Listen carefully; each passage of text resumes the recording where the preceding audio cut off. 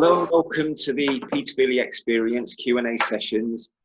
And we've got part 2 of my conversation with Lloyd Johnson. So, hi Lloyd, how are you? I'm very well, you okay? Yeah, really good, thanks. Been looking forward to this all week, and I think a few people are as well.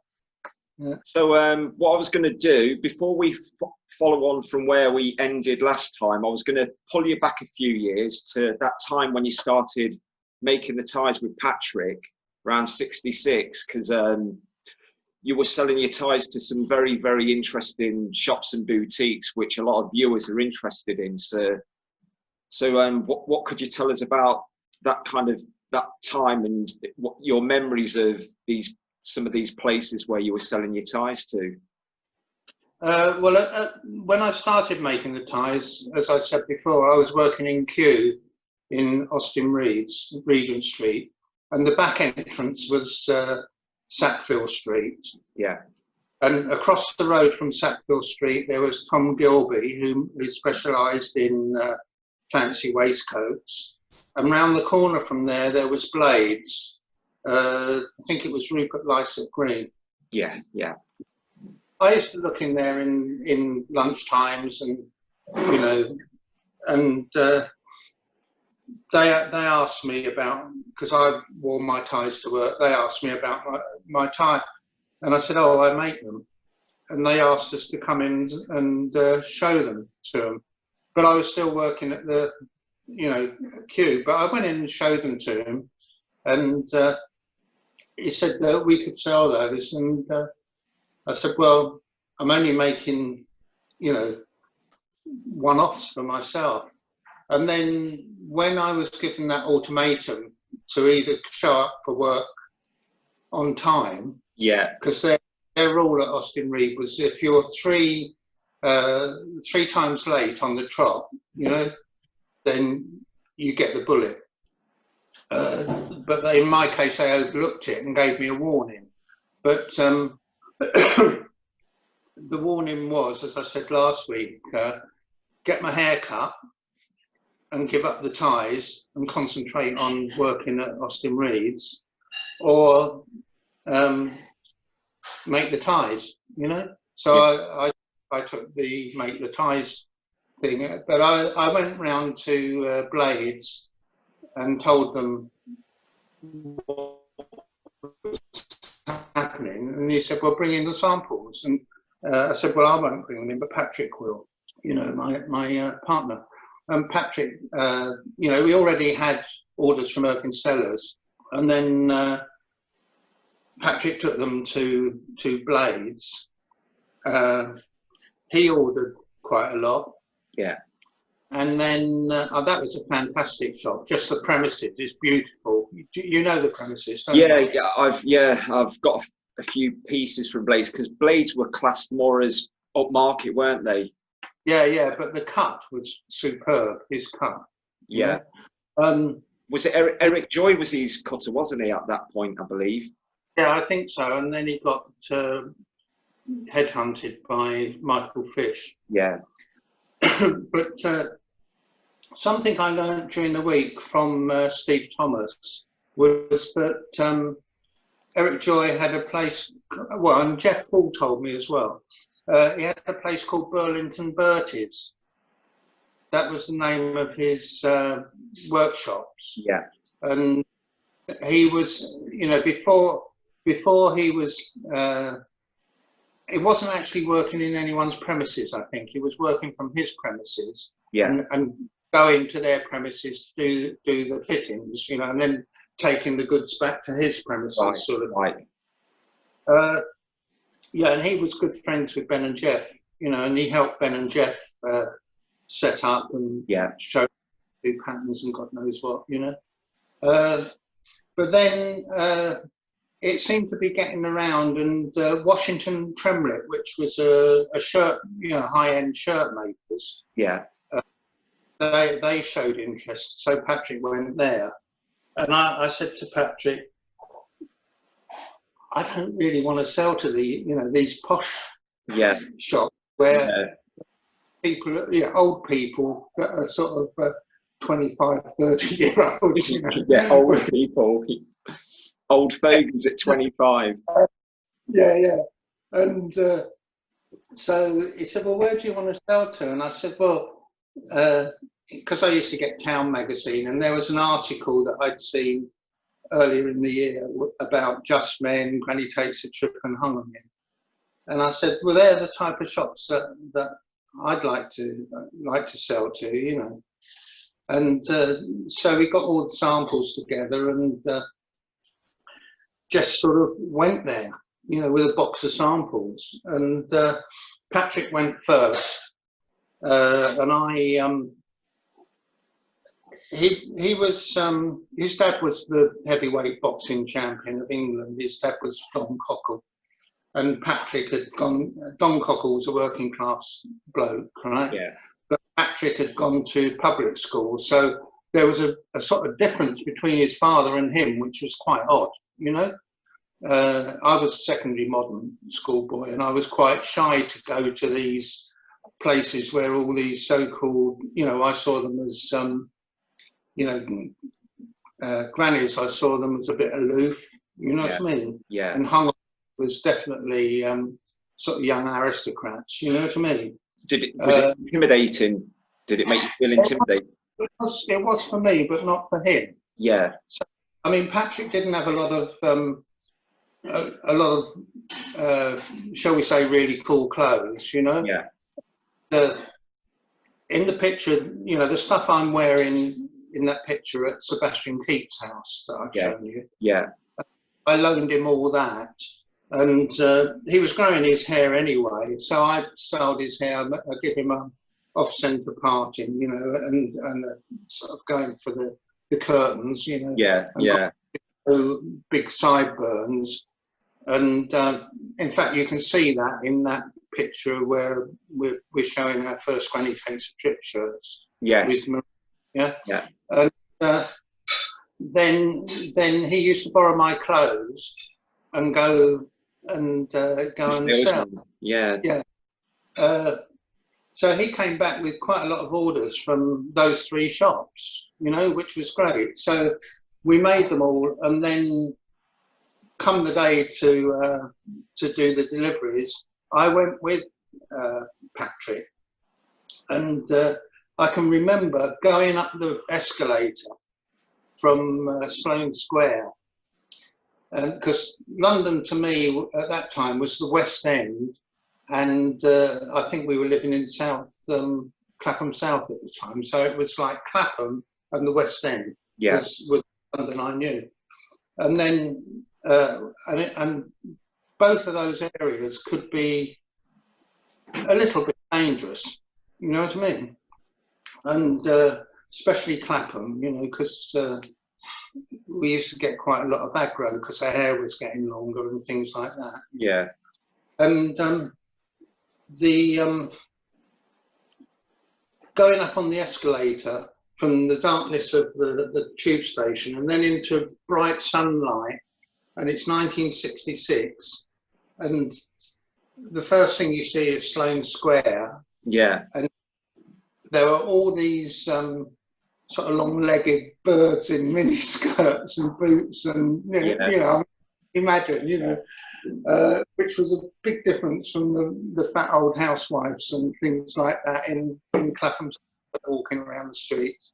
And then we walked down to Just Men, and the guys in there were really nice. John Dacey and Ian Lockhead and Paul Ive were working there at the time. And they were chuffed to bits with all the ties, and they had loads of Indian scarves hanging up, silk scarves.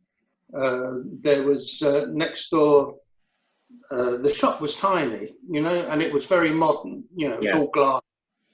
I remember you showing me it, Lloyd, last year. Yeah.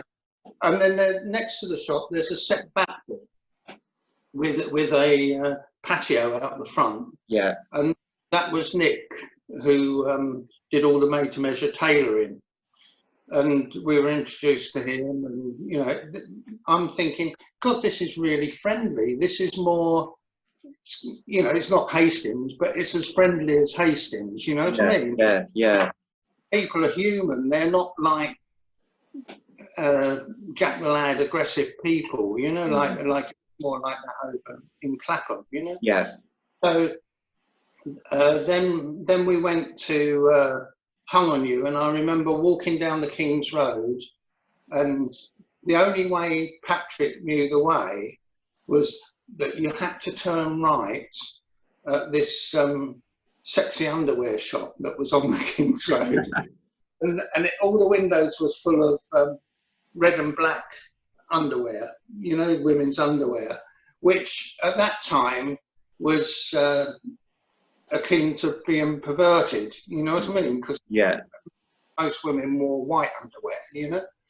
And so we turn right and go down the street, keep walking straight down, and then across the road there was Hung on You. And at the time he had Rising Sun with Hung on You written on it. Yeah. And you could see through into the window. Yeah. We went in and we, you know, the boys in there, I think it was Jay and Bo Mefta working in there at the time. And we went in and they said, oh, Michael's downstairs.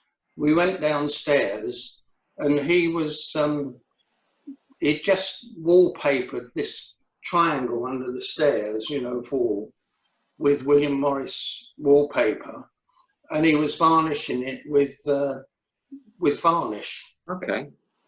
And then he seemed a bit stoned. Well, he seemed very stoned. Right? And it was all like man this, man that, and man the other, you know. And we showed him the ties, and he's like, oh, they're great and cool and all the rest of it. And then he had a drum set up down there. And in the front of the drum set, where, you know, drummers stick their drumsticks in. Yes, in the bass drum. In the bass drum, there were all these sticks with smiles on, you know, with a mouth, with teeth, you know, like a smile. And I always wonder, you know, what was it? Was it a promotion for some underground magazine? I don't know. But it said, yeah, man. And he gave Patrick and I a smile on a stick. Brilliant. You know, I mean, you didn't say anything because it was like walking into another world, you know. It was like, ooh, a bit weird, you know, what's going on here? And then he just said that he'd like to see anything else that we're doing. And then we went over to Granny's and delivered there. Patrick went off to Granny's and I went somewhere else. I can't remember where I went. I think I went to Just Men because he was doing cinch back trousers. Yeah. And I've gone back to see how much a pair would cost because I fancied a pair. Yeah. But they have to be made to measure, you know. And then I said to Patrick, I'll meet you down at Granny's. And I went down to Granny's. And Nigel Weymouth was on the forecourt, just by the door. And I said to him, is Patrick Cockle been? Yeah. And he said, as in Don Man. And I thought, God, this guy's, you know, it sounded very pretentious, you know what I mean? Yeah. And so I said, yeah, Don Cockle's son. And he said, no, he's not been yet, man, you know, and all this. So I waited there for Patrick to come, and Patrick showed up. And that's when we did a deal with the shirts, you know, like Patrick had a stripe one and I had a Liberty print floral one. We delivered the ties and took the price away from the price of the ties. Yeah. You know, but really, you know, the shirts were on a shelf as you walked in on the left-hand side, and they were just folded, not in bags or anything like that, but just folded with 4 guineas written on them. Yeah. And, oh no, 4.5 guineas they were. and which is £4.14 and 6 in old money, and I found that a bit pretentious, you know. Yeah. But then sort of started to realise what they're trying to achieve. You know, they're trying to achieve this sort of air of exclusivity and all the rest of it. You know, and all they had was those shirts and black Barrathier suits, which were like bum freezer suits with a seam across the back round the waist. Yeah. Blade seams, and I think they had an inverted pleat, not a yeah, it was an inverted pleat, and then tulip lapels. Yeah. And I did cutaway front. The trousers were tight, like almost stovepipe. Yeah. With a slit up the front, and they were cut slanting back. Right. My friend, or Patrick and I's friend Sebastian, had one of those. He bought one of those, which he gave to me in later life, in about '73. You know, so I mean, that's the memories I have of going to their places. You know, yeah. What was on? I think it was. I know I went there when they had the car on the front, but I think that time it might have been the Jean Harlow front. Yeah. You know. Yeah, and then we just used to wander up and down the road and chat and say, "Oh, we think we ought to move over here," you know. And within 2 weeks, we'd moved over to Harrington Gardens, and all sorts of people lived down Harrington Gardens. You know, I mean, it was like we'd started dressing in a dandy type way. Yeah. We were living in what would have been called chambers, you know, in the Wilde period, in a building or in a row of buildings that was actually like Oscar Wilde's place in Bright Street. Yeah. I mean, so you felt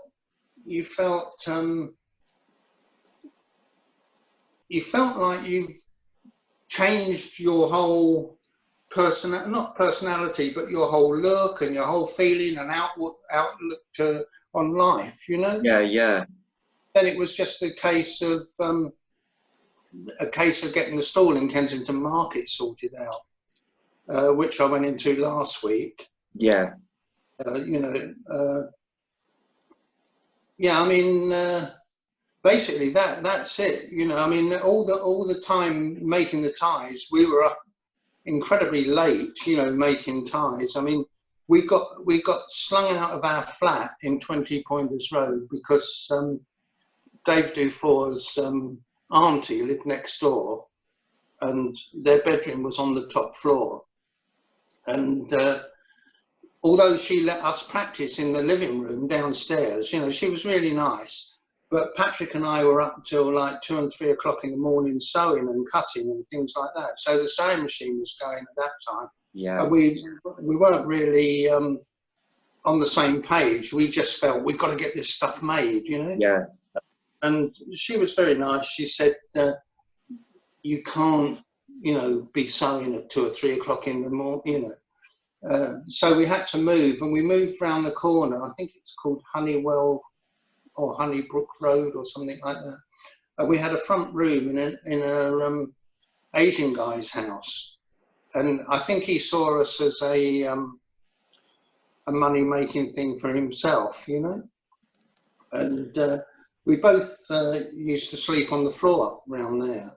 And we just had a cutting table and a sewing machine and an electric fire, no cooking facilities. And I know this is time to get your violins out, by the way, you know. We toasted bread on an upturned electric fire. Yeah. And then cooked saucepans of baked beans, and that's what we were living on, you know.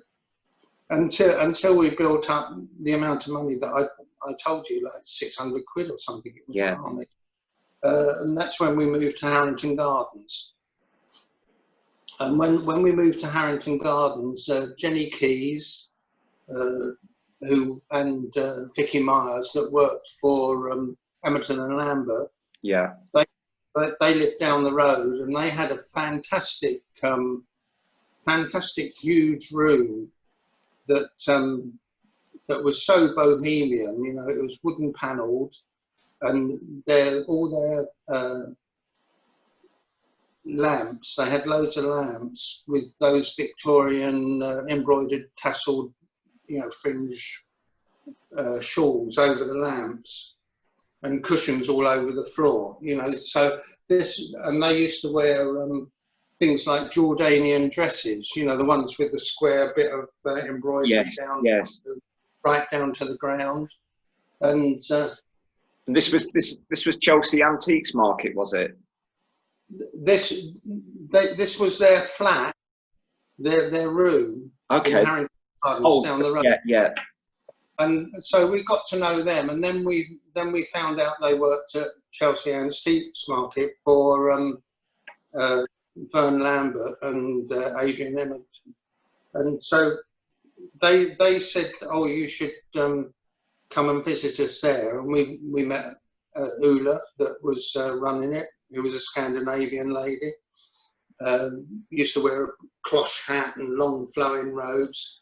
And they had, Vern and Adrian were really nice, and they had loads and loads of Chanel and, you know, just like really high grade vintage, but we called it second hand. It wasn't called vintage then. And they used to buy that from an Irish lady at the top end of Portobello Road that obviously used to buy it all from the landed gentry in Ireland. You know, just clear, where someone dies, she'd clear the house, you know. And so you used to be able to get fantastic stuff from them. I told you, did I tell you about the house coat that I had? No. Gentleman, I had a.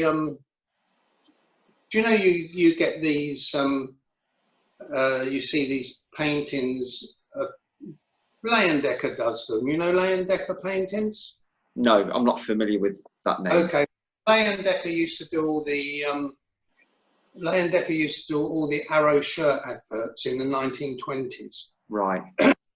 For Arrow shirts, and he used to do these paintings of very handsome men with, you know, wearing like high stiff collars and all that stuff, and then they'd be wearing an Arrow shirt or something, you know, but we're talking sort of 1910, 1920, you know, sort of. And they'd be wearing a full-length velvet smoking coat, you know, like a house coat for men with frogging across here. Yes. High shawl collar, you know, nipped in at the waist, full skirt, you know. And I bought a blue one of them from Emerton and Lambert and thought I was the bee's knees. I had sort of hair just sliced off here with a part in here, and it came down like that. And I used to wear that with my another pair of boots I had, just black boots, black crushed velvet trousers, black roll neck, Art Nouveau pendants round, Art Nouveau rings, you know, and looking like God knows what, you know. But a real dandy. Yeah, but I mean, the thing is, we were living in Gloucester Road in Harrington Gardens. Yeah. And we could walk to Chelsea, right? And we could walk to Kensington Market. You could walk to Blazes, and you could walk to the Cromwellian. You know, so our world was very narrow. Yeah, close knit. So that was our path, and so you got no aggravation. You know, it was much more, obviously, Chelsea and Kensington, much more middle class. Yeah. And in a way, more open, but also more conventional. You know, the older people were conventional, but everyone had good manners. You know, nobody would shout at you in the street or anything like that. You know, and once you walked through the door in Kensington Market, you were you had sanctuary. You know, I mean, it was you know, and everybody in the world was the same age as you. You know? Sounds wonderful.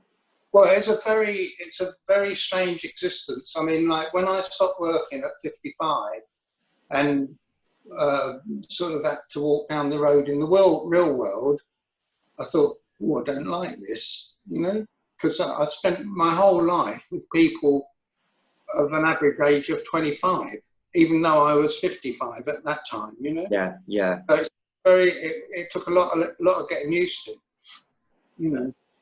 It was like all of a sudden I've got to grow up. I've still not managed. No, I was going to say never do that, Lloyd. I suppose this would be a nice point as well, because I remember last week you were talking about when you were in Sweden and when you were at your girlfriend's house and you had all that time spent in the day on your own before you started working at the factory. You started doing some drawing, and you mentioned one dandy picture you drew. I've got it here, and it's I don't know whether you can see. It's still in the Swedish plastic envelope. I sent it home to my mum. It's got the Swedish writing on it, and on the back of the drawer, on the plastic envelope, haven't you got a rotten son? Still, I suppose I got it from you. Only joking, I think. So when was this, Lloyd? 65, 66? 1965. Amazing. So it was a bit previous, really.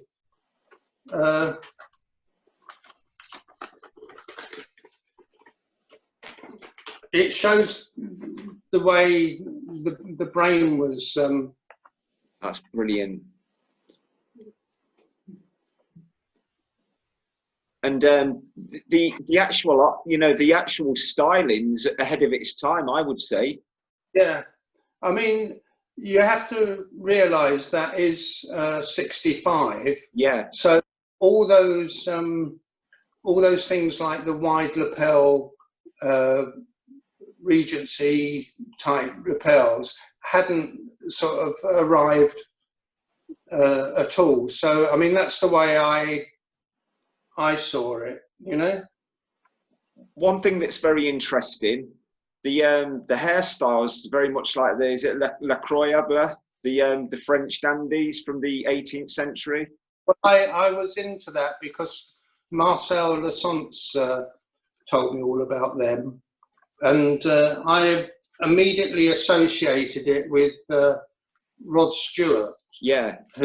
Who I mean, he used to come to Hastings. He got chucked out of our coffee bar because he couldn't afford a coffee.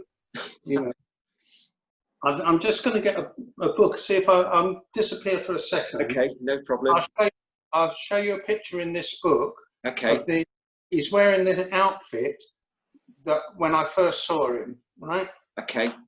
And whilst Lloyd's stepping away for a second, if you can notice behind me, this is the jacket that Lloyd mentioned last week that I recently purchased from him, and it's a wonderful pop art. It's like a cruise ship and palm trees with beautiful peak lapels, and it's from about 72, 73 in absolute mint condition. And when I got it, I tried it on, and it fitted really well, really nice, like a glove. So I will put a few pictures of me wearing it on the thread when we put this on the page. I was just mentioning about the jacket whilst you're away. Okay. Now this is the book, right? Yeah.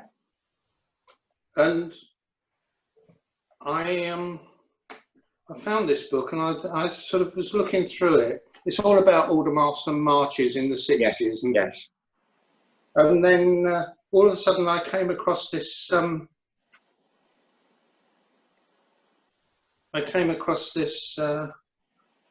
photo of Rod Stewart, and I've always told people about his getting chucked out, and he was wearing a black corduroy suit and with a leather waistcoat. He looked brilliant, blah blah blah, all the rest of it. And nobody would believe me, because you couldn't buy black corduroy suits in 1963, 64. You know, like sort of, you know, or people didn't know where to get stuff like that. But that's what he looked like when I first met him. Can you see that? Yes, yeah. And he's got an Ella and David Tom Jones shoes on. Yeah, with the buckle. Yeah. Lloyd, were they, I've heard the name for them described as pilgrim shoes as well. Is that correct? No, they call them Tom Jones in the catalogue, I think.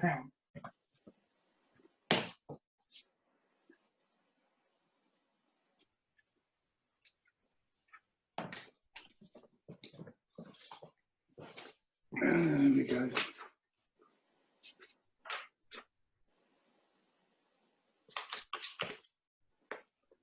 There's the proof. Yeah, they're brilliant. Yeah. Really high heel on them. That looks like a syringe.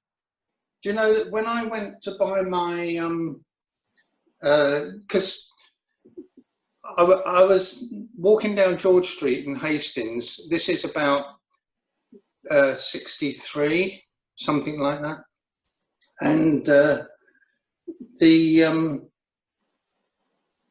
King Bees were playing up the Witch Doctor, and I didn't get to see them, but I was walking down to the Anchor, which is a local pub in Hastings, down George Street, and there was this bloke in an alleyway playing blues stuff. And he had a wire coming out from, they were staying at the Anchor, you know, you could get a room in the Anchor. And had a wire coming out of the pub, and because it had a side entrance, and he was playing blues stuff. And he had these boots on that looked like Apache boots. And they're the Othello boots, which I showed you a picture of last week. Yes. And I said to him, God, where'd you get the boots, mate? He said, oh, I got them from Nello and David's. And the way he told me about it was like, you know, you're a sort of Hastings lad, you know, London's full of mystery, you know what I mean? Yeah, sort of yeah. Before you get up here. And he says, they're from a Nello and David's. I said, oh, I know a Nello and David's because I was wearing a Nello and David's. And he said, but what you do is you go down the side street to an Nello and David's, the side alley thing. He said, and there's a door at the back with a hole in it with bars on and a sliding hatch. He said, you knock on there 3 times. You know, he was really making it dramatic. He said, and a black guy with 3 scars each side of his face will ask you what you want. And just say to him, you want a pair of Othello boots that have been used in a theatrical play or whatever. Yeah. And he said, he'll ask you the size, disappear, and come back and ask you for 3 quid, which was like not a lot of money for a pair of boots like that. And they'd been just for one production, you know what I mean? Yeah. So that's what I did. And I went up there and like the black guy scared me to death because it looked like some sort of heavy voodoo sort of thing going on, you know. They were tribal markings, you know, from what they get when they're children or when they come of age. And so that's the first pair of those. Well, I only had 1 pair of those. That's when I got those, you know. So yeah, and the guy was George Underwood, who did the painting behind me. Oh wow. Yeah. It's brilliant. Yeah. So you've got to tell me where to go now. I've lost my thread. Yeah. So we basically we'd kind of gone back. You know, you were kind of talking about, you know, some of these legendary boutiques where you were selling your ties whilst you were also setting up your own business with Patrick. But before we get back to that, if I was to say to you, of these boutiques that were selling the clothes, which was your personal favourite? Sorry? Hung on You. Hung on You, yeah. Yeah.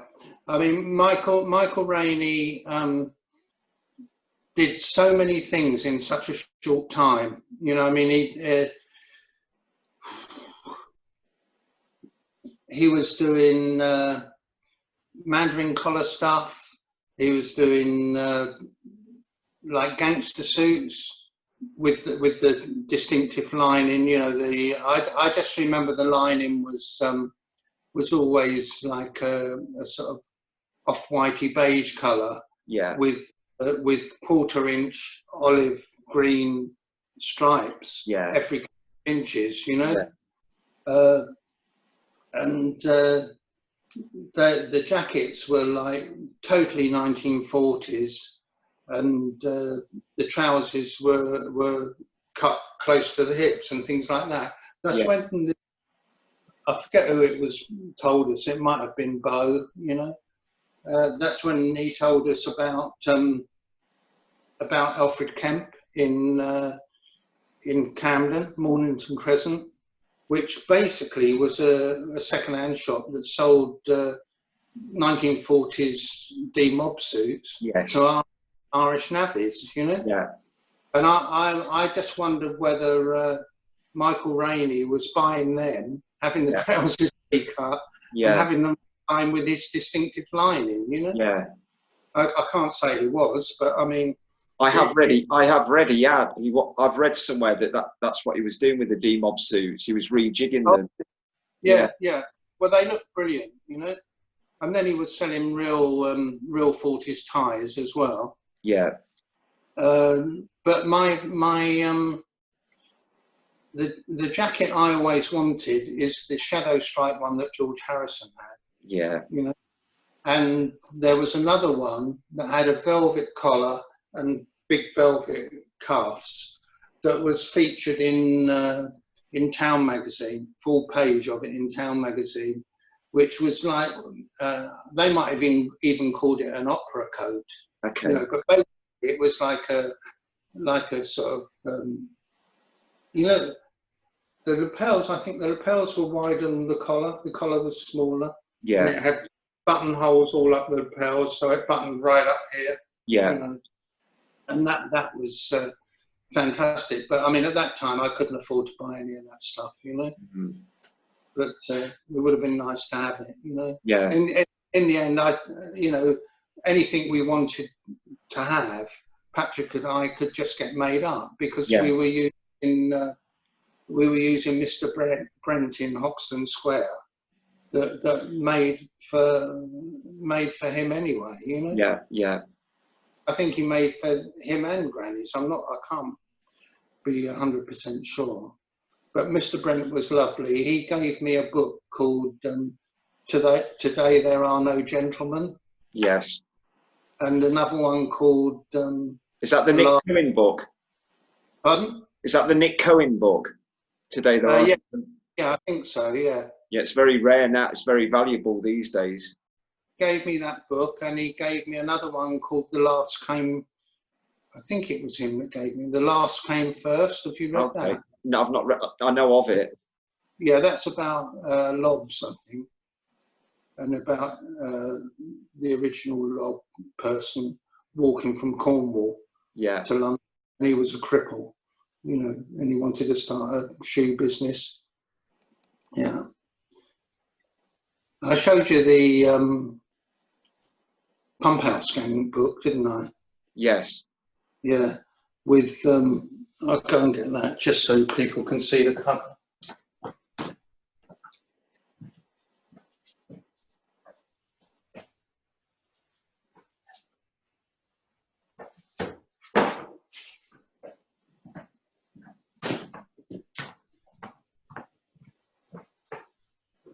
I've had this one for years, and I just looked on eBay, and they go from like £50 to £150 now, which is mad. But in this on page 105, there's a mention of Patrick Cockle and Sebastian Keep. It's a little bit about. It's called Noonday Underground or something like that. The actual section, and it's about tiles and the class divide between teenagers. You know, because Sebastian went to public school and Patrick went to public school. And I think in that article, Sebastian just arrived at Tiles and goes up to one of the little moddy girls and asks her for a dance. And she says to him, you know, bugger off, you scruffy. You know, he's wearing what he was wearing, I can tell you, was a McDouglas suede jacket from the Sportique and just Levi's, you know. And probably a Shetland roll neck, you know. I can remember him wearing that. But and then it goes on about the sort of changing times, because that's right on the cusp of, like, I mean, it's when Patrick and I moved over to Chelsea in Kensington, you know, and it conjures up that period perfectly. You know, if anybody wants to read it, I think you might be able to get a cheap paperback version or something like that, you know. That's something I'll look out for. There's plenty on it. Well, it won't be at the minute because the funds are quite low at the minute. So, but it'll be a hint for Susie to get me for Christmas or something. Okay. So if we fast forward, then we're up and running. You were telling us how you designed where you decided to have your plot. And we kind of you talked about what it looked like and the Newman jeans and all the colours and go on, sorry. And I'm testing my own memory, and you're also on about then you got your own factory in Wakefield, and you were then wholesaling and making for other places like Take Six. And what happened was we did very well in that corner spot with the heavy metal kids, and it was fabulous when we used to go to Paris and get the jeans, because Bernard and Pierre, that owns Newman's, it was in a road called, and I'm not going to say it correctly in French, but it was called, in English, it's the Road of the Ancient Comedy. Okay.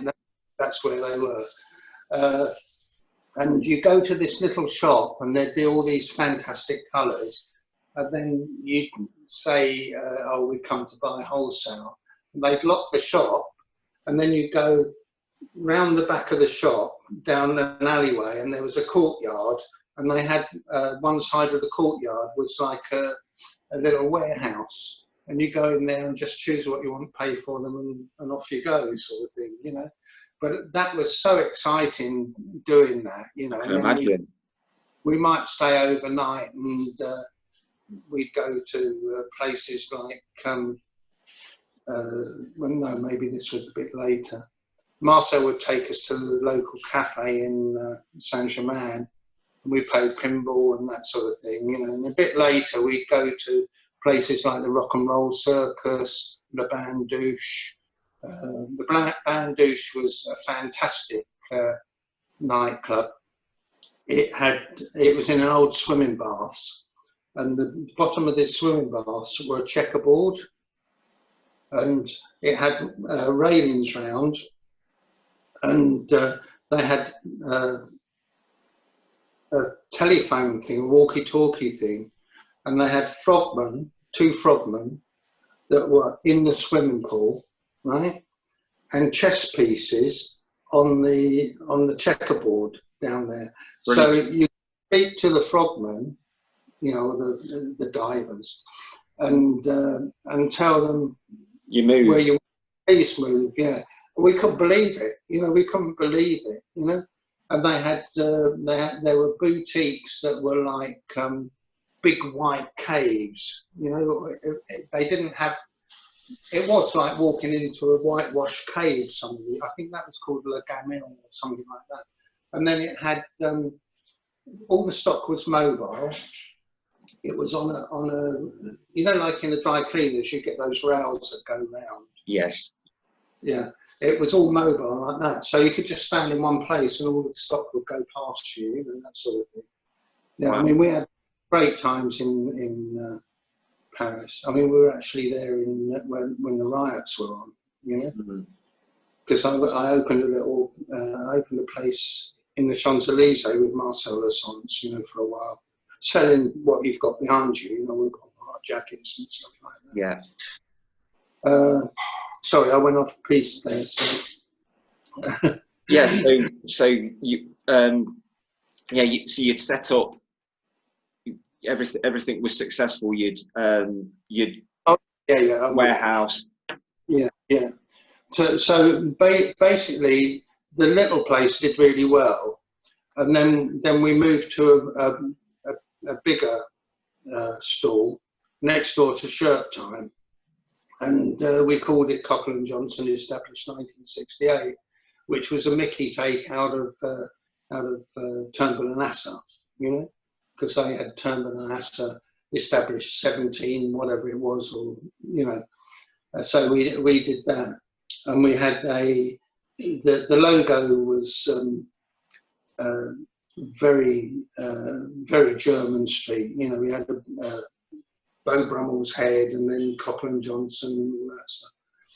And we started making shirts, trousers, and jackets.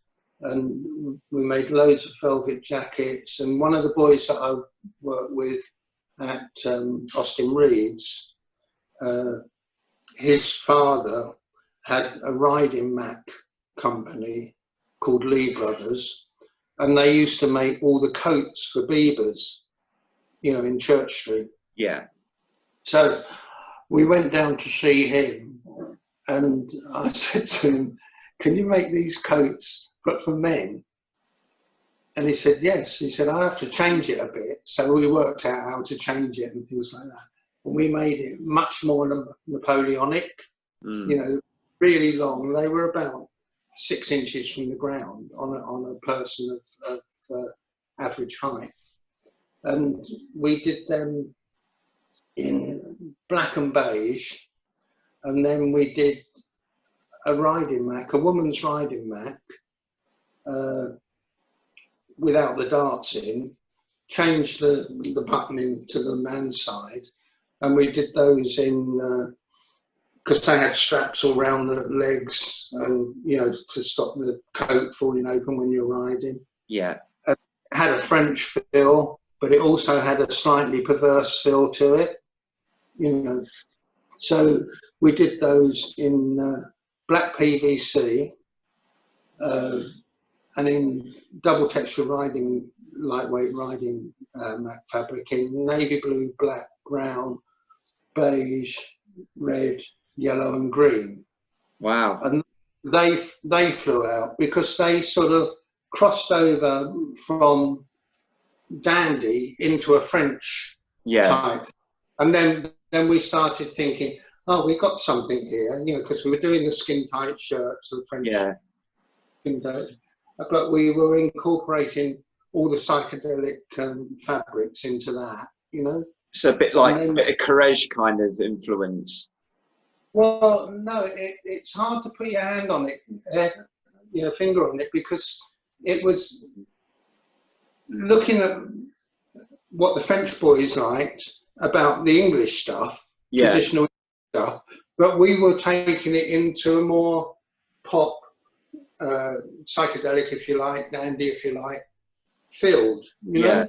Yeah. So it wasn't something you could say it was this, that, or the other, but it fitted between lots of things. Yeah. So it appealed to lot more people, you know.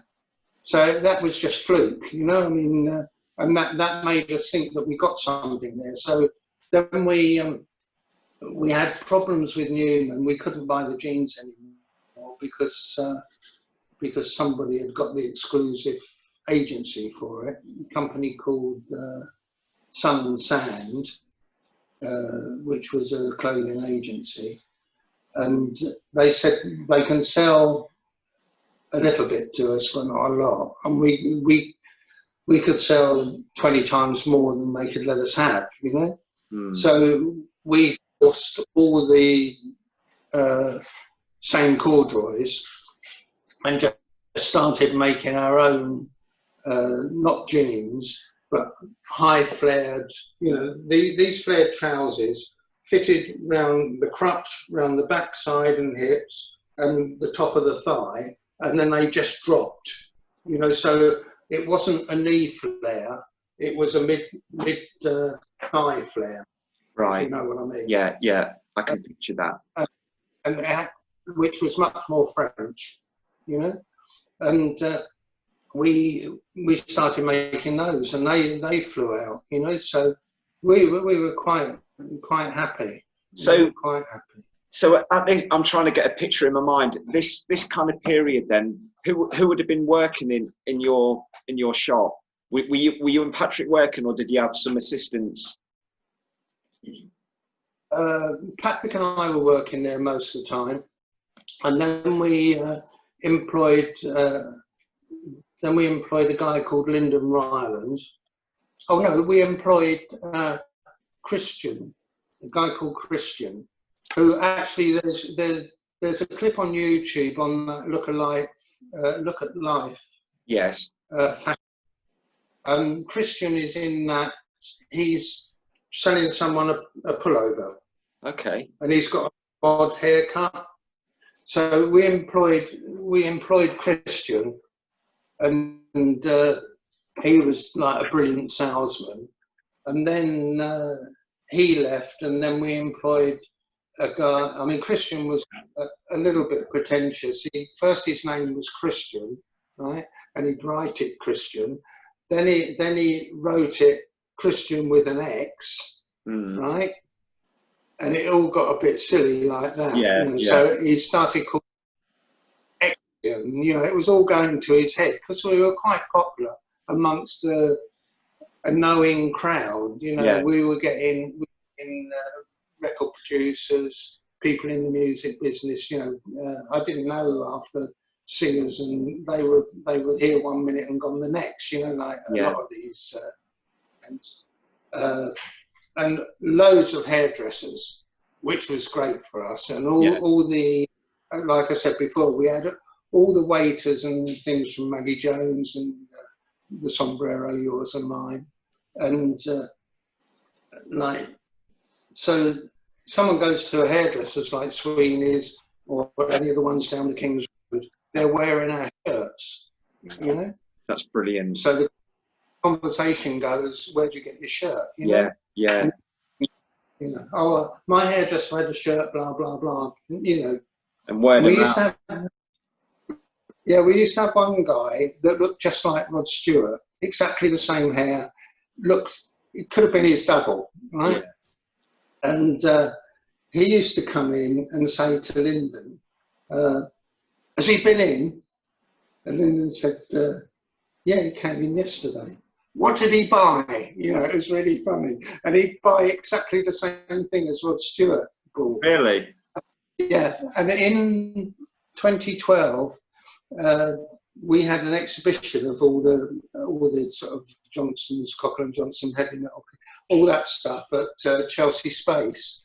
And every Wednesday I used to go in there and to meet old customers, you know, and talk about the clothes. And he showed up there. Wow. Then so it was so funny, you know, just like you think after all the years pass, decades go by, and you think, did I dream that? You know, and this guy looks just like Rod Stewart still, you know what I mean? Really? Wow. He lives in Richmond, you know. So it's incredible. But one One thing that I think everyone will appreciate seeing, you showed me that really rare artifact of the poster, the Patrickle. The one of The the Coquelin, poster. the Lloyd Johnson. This is absolutely fantastic. I'm building this up, but it deserves the build up. I don't know. How Now, how fantastic does that look? I can come in closer and you can read it. So, I'm having trouble getting it so you can see it. Yeah, I think everyone can see that. And it describes what you were saying, Coquelin Johnson, established 1968. Yeah. And then it goes on about not being super hustling salesman or anything. It's just all the clothes we sell are exclusive to us, designed by us to be just a little special without hitting the price stratosphere. That includes velvet jackets, Napoleon raincoats, gabardine trousers, and a host of beautiful shirts in every colour and fabric. So come and look them over. You can be sure you won't find them elsewhere. Perfect. And you've got a Sherlock Holmes looking gentleman on the right hand side of the page. Yeah, that is the coat. You know, I told you about my Melton coat with I copied that coat. Okay. For myself, but I put 6-inch velvet cuffs on it. Yeah. And that's how long the coat was. Yeah. So, where was that post? Where would you find them?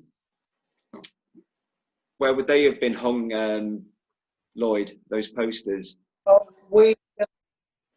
Patrick had the bright idea of doing a tube station advertising campaign. Yeah. You know, and that's why we did it. So we took spaces at Kensington High Street and Sloane Square, South Kensington, you know, all that sort of thing, where there were more moneyed people. Yeah. You know what I mean? So would you have to pay? Would you pay the underground? Yeah. Oh yeah, you paid for it. Yeah. Yeah. I can't remember prices or anything like that, but what I do remember is that there was either a theatre or I think it was the Everyman Cinema or Everyman Theatre or something like that in Hampstead. Used to do these fantastic posters they were like woodcut posters with fantastic art on, really brilliant, you know, and that's what made us think, well, if they can do it, we can just do a poster, and if it works, then we'll do more. But we just did one, because things got busy, and we didn't have time to mess around being silly. well, I suppose, you know, the whole point of a poster is to promote you, but if you're getting the business anyway, it defeats the object. Really, you don't need to do it, do you? If you have the custom already. Did I talk about Pontins last week? No. Okay, well, if anybody knows Kensington High Street, I mean, Kensington Market was one department store that closed down and become Kensington Market. Then there was Barker's, which was pretty amazing, and then there was Barker's, Derry and Tom's, which became Beaver's, and then there was one called Pontins, which was a bit of a bargain place, and then there was one called Pettit's, I think it was, that sold a lot of French stuff and stuff that was made in China, beautiful lace blouses that hadn't changed since Victorian times, you know, all that sort of thing. Most of those, well, all of those 4 stores were very much behind the times. So in the 60s, you know, in the sort of late 60s, you could still buy things that they would have been selling in 1920. So the fabric department in Pontins, you could go in there to the dress fabric section, and you could buy the type of fabrics that they would have made tea dresses out of in the 1920s. You know, those long dresses down to the ground with the short puff sleeves, your ladies in big floppy hats, that sort of thing. And grannies used to buy a lot of it to make their shirts out of. Yeah. We used to buy, you know, it was like a free for all. Everybody knew about it, and we used to be in there all the time. You know, had a delivery, because there was a mill up in Manchester that still had a tremendous stock left over from the 20s. You know, and we used to buy that stuff. Everybody started all their velvet trousers by buying velvet from there. But the velvet was the wrong type of velvet. There are 2 types of velvet. There's one which is a V weave. So you've got the pile goes through the back cloth like that, right? So it's like a V. That is okay for curtains because it doesn't get any rubbing. Yeah. The ones for cushions and things like that are a W weave, so it goes through the back cloth twice, so you can't pull the pile out. But we all made this mistake. Granny's made the mistake, I guess Home you did, Just Men did, we did. We were buying unsuitable velvet for trousers, so you, after about 2 or 3 weeks of wearing, the knees would go bald, you know, and you'd get all this stuff back, you know, and that's the way we were learning. You know, it was all like winging it, and oh Christ, what's going? And then you sort of try and find out why it's happening. You know, you ask the fabric people, and they say they tell me what I just told you. You know what I mean? Yeah. So become more knowledgeable, and you know what you should be doing and not be doing. You know. So you're learning.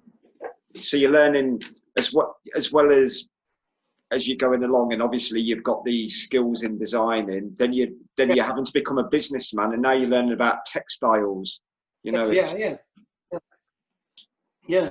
I mean, I can remember also. I can remember printing on fabrics, and then somebody would wash the fabric, and the print would come off.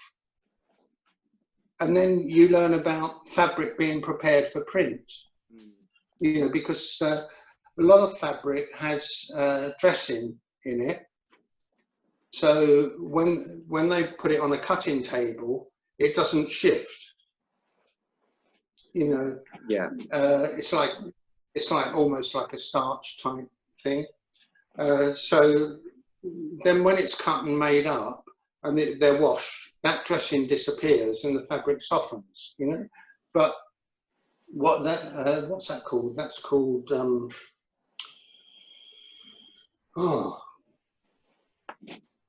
grey cloth, they call it. Right. When it's like no, when it's grey cloth, it's not pre-shrunk, it's not prepared. It's, you know. Yeah, it's got to be treated. That's untreated. You've got to get it prepared for print, or with a dressing on for cutting, so it's easy to sew and easy to make. You know, I can remember making a load of satin cowboy shirts for when Tommy Roberts opened. Tommy and Trevor Miles opened Mr. Freedom. Made half a dozen styles of Western shirts, which were fantastic, 2-tone satins, really complicated yokes, and we did those in the shirt factory, really pushing out the, you know, the designs. And then they took delivery, and then all of a sudden it all started splitting, all the satin. You know, it wasn't the right sort of satin, so we got all that, you know. But I mean, that's the way you learn, then. Yeah. You know, everybody makes mistakes, you know. So the moral is, don't buy anything from me; it'll fall apart. Right, I'll give you that one back, mate. Steve dropped off. Like when you're talking about the velvet, like I've been told that by a few people that bought say trousers from grannies, and they'd only last a week or so, and they'd fall apart and they'd wear out at those places. Yeah. But I mean, it only takes you, you know, one batch. To learn, and then you realise you've got to work that much harder to regain people's confidence, you know. So you make sure that it doesn't happen, and then when you're buying fabric, you know what questions to ask, you know. So it's basically as you're going along, you're having to learn it, wing it kind of thing. You're learning as you go along.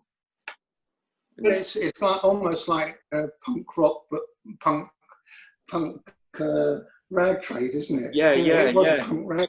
You know, which is brilliant. You know, you just kind of, you're just going by the seat of your pants, and well, it's being young, isn't it? It's like if I was, I mean, at 18, 19, to uproot from Hastings and just go to Sweden, have nowhere to live, £100 in your pocket, you know, I mean, that is like, are you mental or what? You know, when I think of it, you know, you know, and like to take a stall in Kensington Market and not have a clue of what you're going to sell, but you put down the deposit and you've got the place and you're building it and you're thinking, what shall I sell? You know, it's total stupidity, you know. But in the end, you know, because you're so excited about the atmosphere and like the place you're living and like the vibe that is going on around you, you feel like, well, it'll be all right in the end. You know, you've got that attitude, and it all works out. So I have here several other prints. You know, like the print behind you. Yes. Yeah. Prints that I did, that one of them I use for those jackets, which is the Mercedes one. There is a picture on the internet of a couple of French guys wearing them when I was selling them to, when I was doing business with Marcel and we opened that place. That's the Mercedes print. And that's your artwork? Yeah. That's absolutely fantastic. Yeah, that was just put into repeat, and it looks fantastic in repeat.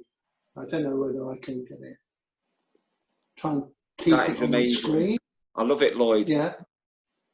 So that was the Art Deco Mercedes, and I had a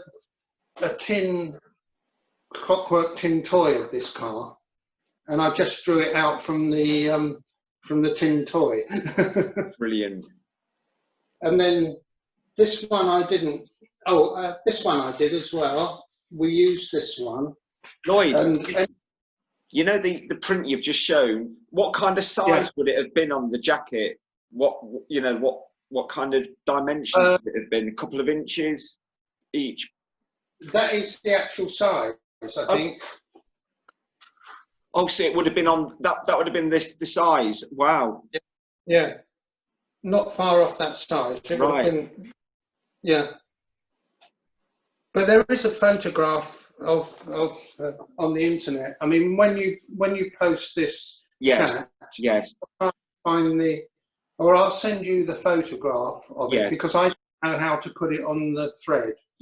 I'll do that. So my Facebook page, when I upload this, it will go to YouTube. But when I put it to the Facebook page, on the comments, I'll share all this information. Okay. Posters. Okay. Now, I know you're mad on Brian Jones. Just a bit.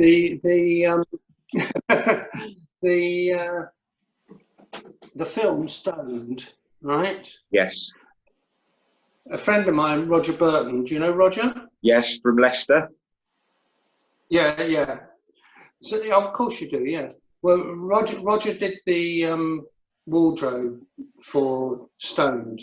Yeah. And I was watching the film, and the Mick Jagger character shows up wearing. Have I got it on the screen? Yes, you have. Yeah, Geisha Girls. This print. Fantastic. Yeah, which is one of the jackets in the same range as the one behind you, the pop art jackets. Yeah. There was a exhibition on at the V&A of Japanese art, basically.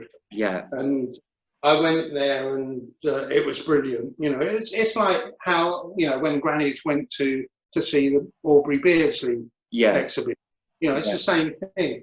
I mean, we were always in that museum, and they had. I mean, some of my prints are actually in the museum pop art collection, right?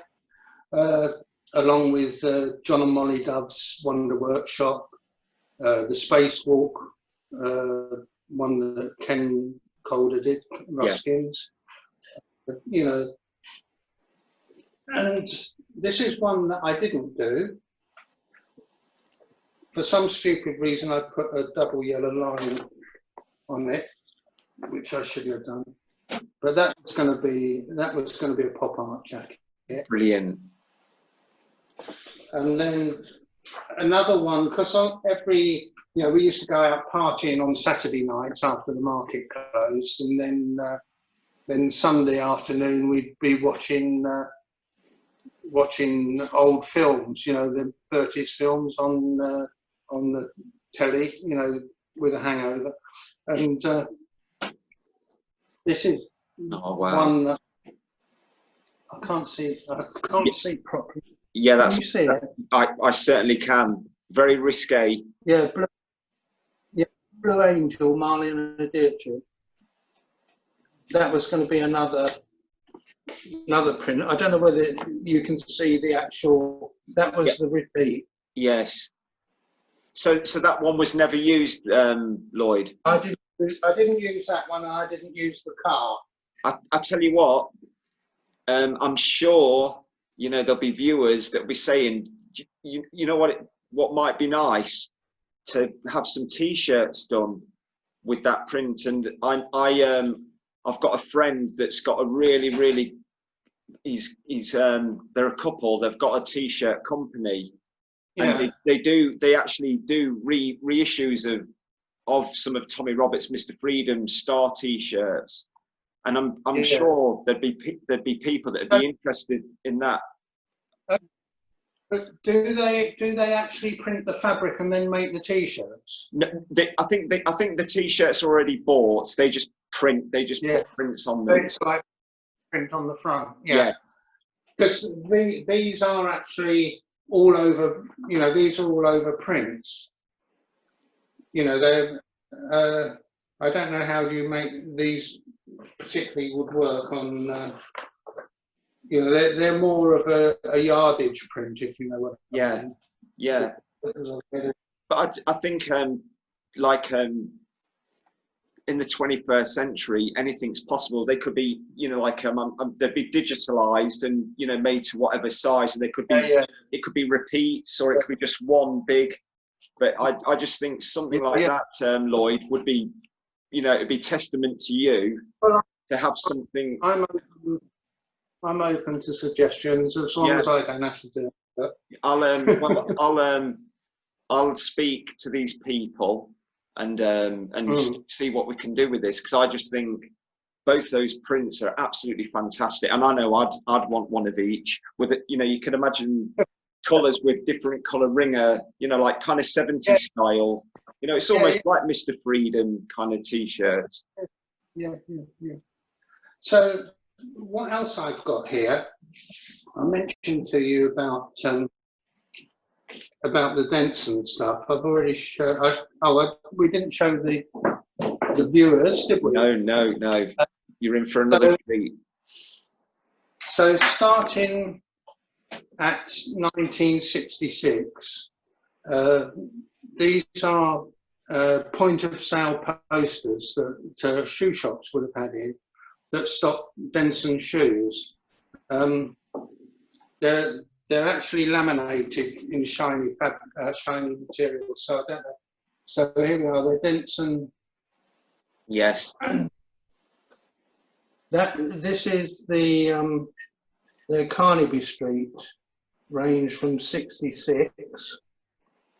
Magic. There'll be a lot of men salivating looking at this, Lloyd, including myself.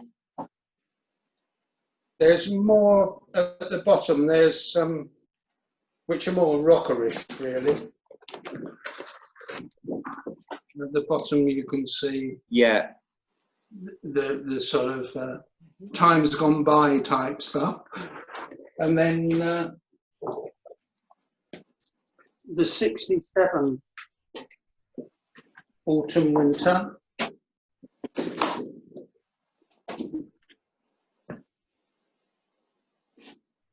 Brilliant. Yeah. And I think the best pair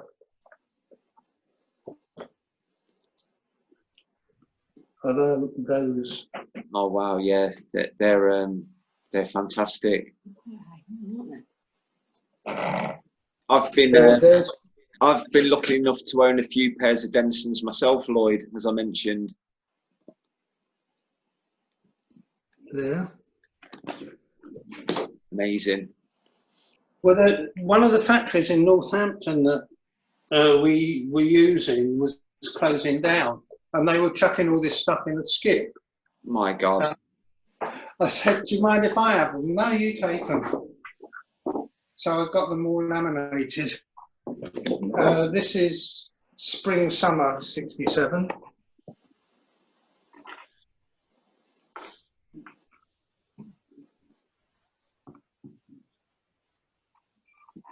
My oh my, there's just some absolute beauties there.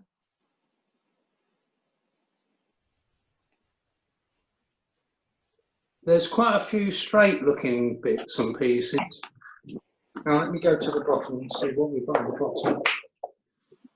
Oh, there we are. Time's gone by again. They carried on doing the winkle pickers. Yeah. When you think that's 1967, they're still doing winkle pickers. It was, and sadly, they closed down in 1975, '76 when they should have been doing winkle pickers and staying open. Yeah. This is 1968, but it's not very.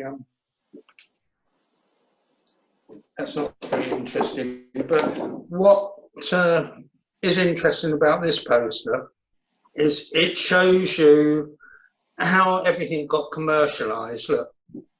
Yeah. It's a very pop art looking poster. Yeah. But I mean, but it's all about profit, mate. Yeah. You know, point of sale profit. That's the back of the poster. You don't see that in the shop. You see that. Yeah. So they're teaching the retailer how to make money. Yeah. get the money off the punters.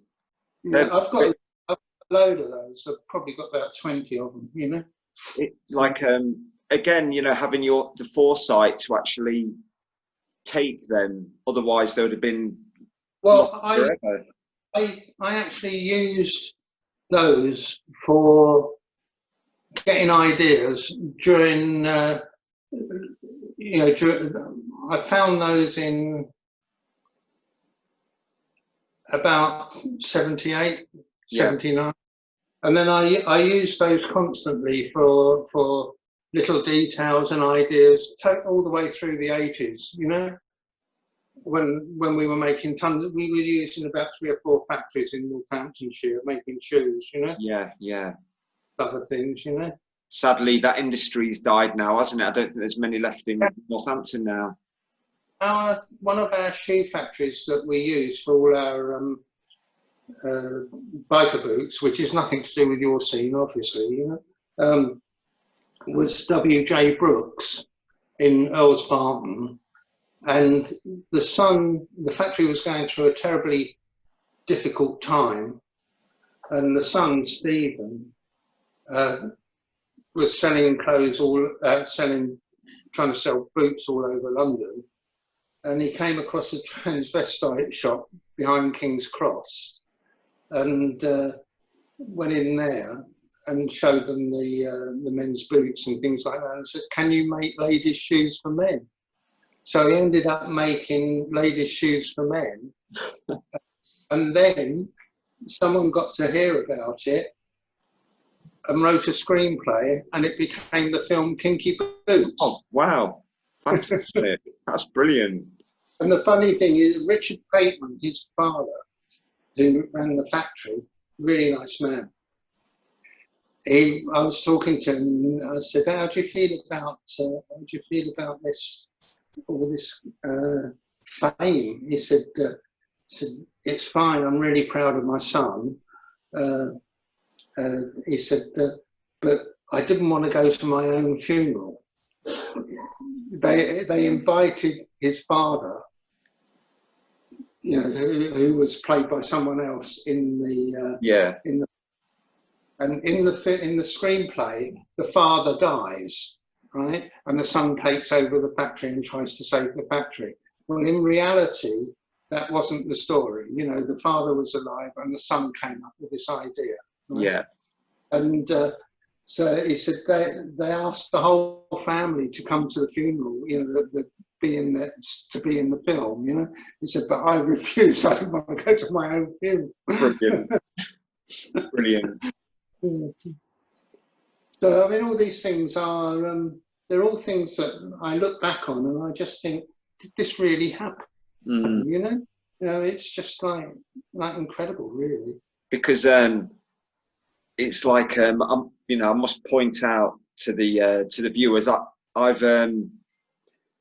haven't known Lloyd that long, but I've never met someone that's as modest in what he's done and his success. It never ceases to amaze me, this, you know, like the stuff you say, but it's never ever in a, you know, you literally have to pull this information out of you. You know, it's like the success you had in the 70s, in the 80s, you know, it's unbelievable, and the depth of knowledge you've got, and people can see that your passion has not died. You know, I think the Lloyd we're seeing today is no different to that Lloyd that left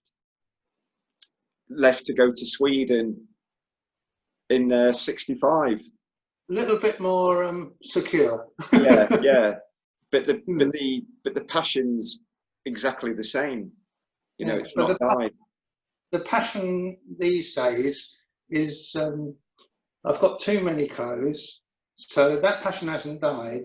But the passion these days is building model aeroplanes. Yeah.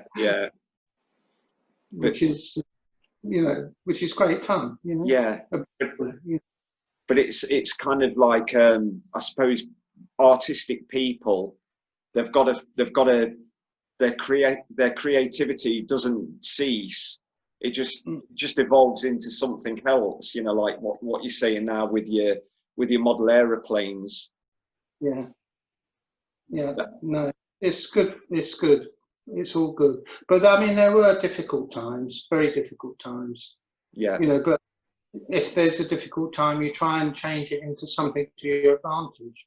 I mean, the most difficult time for me was making the transition from the jacket behind you, right, which is about 72, 73, right?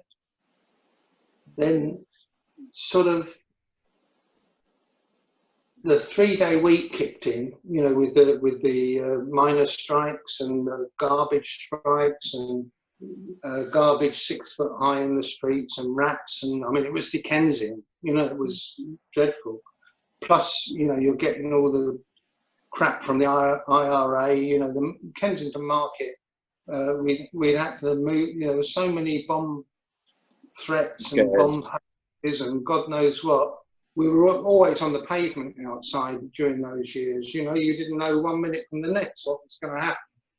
And then overnight, the Kensington Market completely did a dive, you know, and all I knew is that I can't give up, you know. What else am I going to do? What else am I any good at, you know?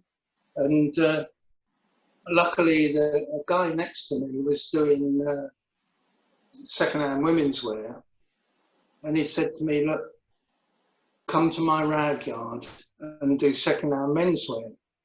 So I went to his rag yard and I started doing 30s, 40s, 50s and a bit of 60s vintage menswear, and nobody else was doing it at that time, you know. So I had the pick of the crop, you know, and then I started, I met a guy called Brian Friedel. His father had a rag yard in Washington, America. And we used to let him stay with us. Jill and I used to let him stay with us for nothing. And he had a bonded warehouse down in Borough. And he'd let us go down to the warehouse, choose an amount of clothing, you know, for staying with him, for staying in payment for staying with us. And I'd get to pull out all the best stuff, you know. I mean, at the time, what was popular at the time, this was the time when there was the Gold Mine Club in Canby Island, the Lacy Lady in Ilford, Cheeky Pete's in Richmond. You know, it was all soul boy type period, and people used to wear plastic sandals and peg trousers, mohair sweaters. It was that sort of time, and like golf jackets and salt and pepper black 50s jacket. There was an abundance of it, you know, just incredible. And I managed to turn that around. I wallpapered the stall in the market with vintage newspapers. So I had all Mods and Rocker Riot newspapers. I had things like Weapon Amnesty newspapers from the 50s, from the Teddy Boy Notting Hill Riot and stuff like that. And then anything else I could find was plastered on the wall. And I used to do all the back wall was like brick wallpaper, and then I did all the displays on the back wall, like the dancing shirts adverts in the Railbrook shirts, you know, Railbrook, the London look. Yeah. The adverts they had in the 60s. So I just pinned the trousers like they were walking along the streets with a shirt above running, you know. Brilliant. That sort of, you know, yeah. And you turn it to your advantage, you know. Yeah. And then we used to get people like Eli Farici coming in, rolling up his sleeves and getting down to it and buying, you know, huge piles of second-hand clothes from us. And he used to buy all the cardboard back patches from the jeans as well. Because if I got dead stock, I staple the back patches, you know, of the artworks in the changing rooms. Yeah. Just buy the whole changing room full of artworks and offer me stupid money that I couldn't refuse. You know, so I'd take them all down and start again, you know. And then he'd use that for inspiration for all his ticketing and things like that on his ranges of clothes. You know, it's funny. You know, it's just amazing how you just adapted and kind of innovated, you know, right through the 80s. What's going on underneath is complete horror and like oh my God, I don't want to go back to Hastings. You know, I don't want to be a failure. I have to make something out of nothing. You know. Yeah. I mean, I used to go down Brick Lane, buy old sandals that would cost me 5p, right? Polish them up, but I'd recognise these sandals would be from the 40s. You know what I mean? Mm.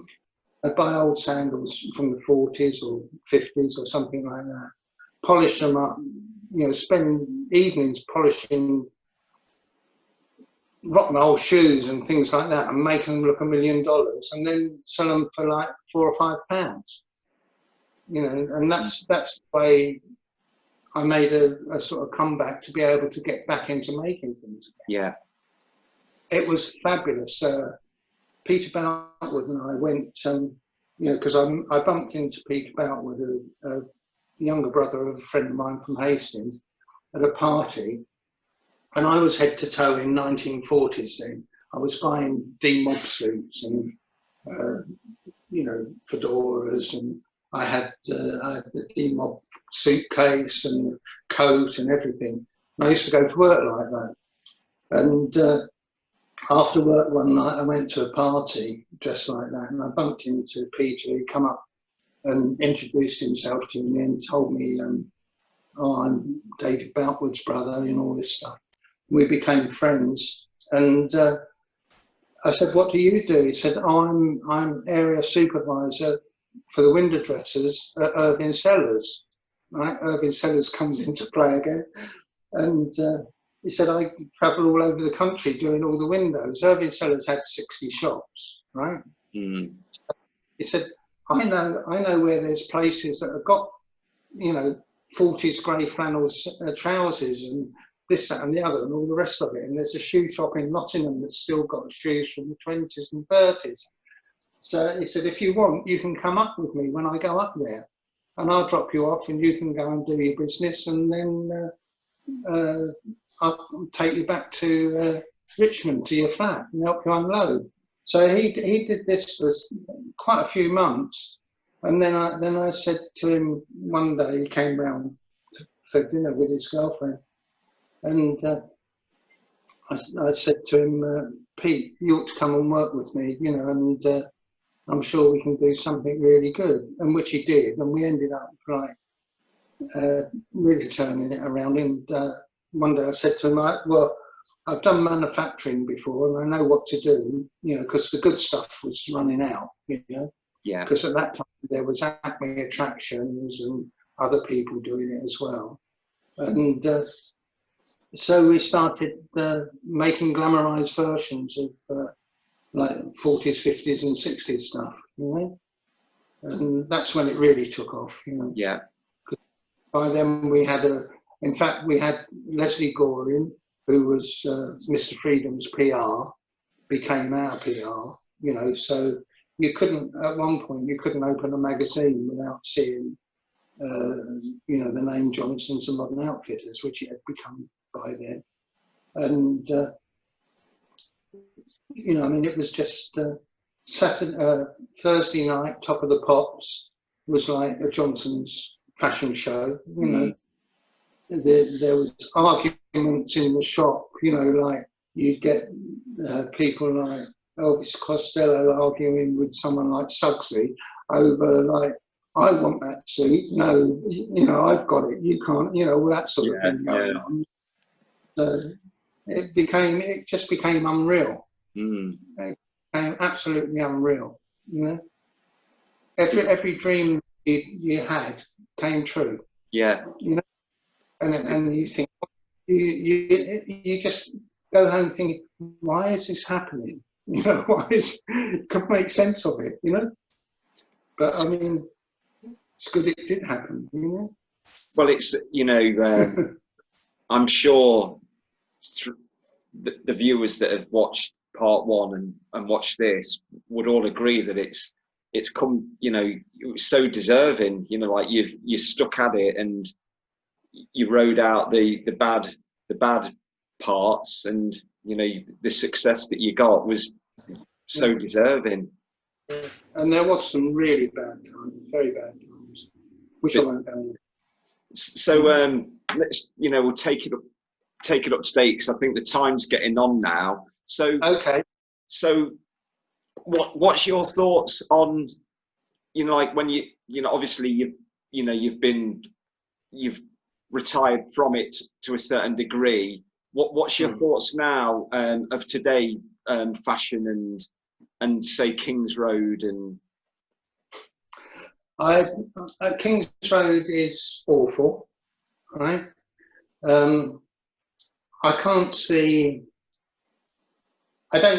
anything other than that I particularly like personally, other than a lot of Japanese style. I think I like shops. There's one called Freewheelers in Japan that do they do workwear, and they do a lot of 1930s, 20s and 30s looking stuff. Okay. And it's really, really well done, in fact, we were meant to have gone to Japan a year ago, and the tornado hit, and then we cancelled it, and we were booked up to go this year, and then the virus hit. So hopefully we'll get there. Next year. But I think all the good stuff. Okay, there are scenes like the scene you're into, where you must have people that are like you did. You made stuff. You must have people on that scene that are making things. Yes. And I know that Holly Calder is trying to get Ken to do a Ruskin range, isn't she? Yeah.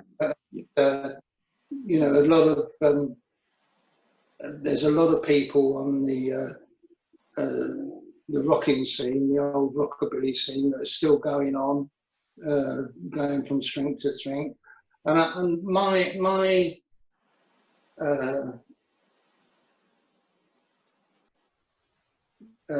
sort of interest in clothes is on that level, on your level, on the scene level, on the Simon Cathcart. He's doing he's done lots of good stuff that is basically 1910, 1920s, lots of stuff like that. I've got a cupboard here full of about 150 mail order catalogues going back to Victorian times. Wow. So I've got 1910, 1920, 30s, 40s, 50s, 60s and 70s catalogues there that I use in my business for inspiration. So next time you come down, you have to come over here. Show you that. Right? Well, I'm already thinking at some point down the road we're going to have to do another. We'll have to do a part 3. Well, I'm sure if you looked at the 60s and 70s catalogues, okay, it's more mainstream, right? But there are things like full-length wolf coats and, in the 70s things and things like that. And you've seen what Jeff did. Yes. Jeff, you should ask him for the more outrageous stuff that they did. You know? Like the Confederate dollar coat was good, and the one with the Persian lamp collar was good on that very camp guy. But he also did, bright coloured stuff. Okay, it's not psychedelic, right? But it's more pop art. Bright coloured suede things with braided edges, with comic books coming out the top pocket like it was a handkerchief, but it's appliqued on. Brilliant. I think Charlie Watts had one of those, and they sold, when he had Wild Mustang, he sold stuff to the Stones and people like that, So I mean, they're grossly underrated. I mean, he had Wild Mustang Manufacturing Co. Then there was a company in Germany that called Mustang Jeans that had a similar name, and they had to change their name. So they changed it to the Hardware Clothing Company. Their offices in Great Portland Street were opposite our offices, and their offices was all painted black and all tongue and grooved. And the bit where they kept all the samples was a fake jail. Right. They had a roll-top sheriff's desk and a swivel chair, and they used to dress totally Western. Brilliant. You know, they made was like Western. You know, I mean, in the end, you know, you heard him say about the bottomless chaps. Yeah, yeah. In the end, they were almost like fetish kind of clothing. They were making that. Mura were making things like that in the end, because they were selling tons of stuff to Germany, and there's a lot of people like that in Germany. Yeah. And they were selling massive amounts to Italy. Henry Lear was the boss of that company, and I used to go to the factory in Camden Town, and the stuff they were making was phenomenal. I mean, there was the higher end of the high end, if you know what I mean, where it got really high fashion. That stuff was beautiful. Yeah, absolutely beautiful. He was doing. They were getting a lot of stuff, a lot of horse hides and things like that from the Camargue. You know, there were tanneries down there, and they were having specially made up suedes that looked like faded denim at one point. You know, so they were getting stuff made that nobody else was making. They go right from the raw materials would be made to specification. You know, whether it was printed leathers and suedes, all sorts. You know, so he's a charming, modest person. Well, I'm hopefully with your help gonna get him on here to do a Q&A. Yeah, I'll talk to him. Yeah. Talk to him. So Lloyd, I'm gonna on that note, I'm gonna say goodbye. I'm noticing my screen. It's getting darker and darker. I think we're about. Yeah. I think in Derby, like looking at you, it's all like sun and light. Here it's getting darker and darker. I think there's an imminent thunderstorm. So yeah, it's grim up north. Okay, good to speak to you. Yeah, thank you very much. It's been wonderful, and like I say, there will be a part 3. I'm pretty sure, because there's so much more. Yeah, I'll run out of things to talk about. Oh no, we could talk all night, and I'll be in contact very soon. Anyway, hopefully, be able to hopefully visit you in the summer when we get out of all of this. Okay, bye, everybody. Take care. Bye. Bye.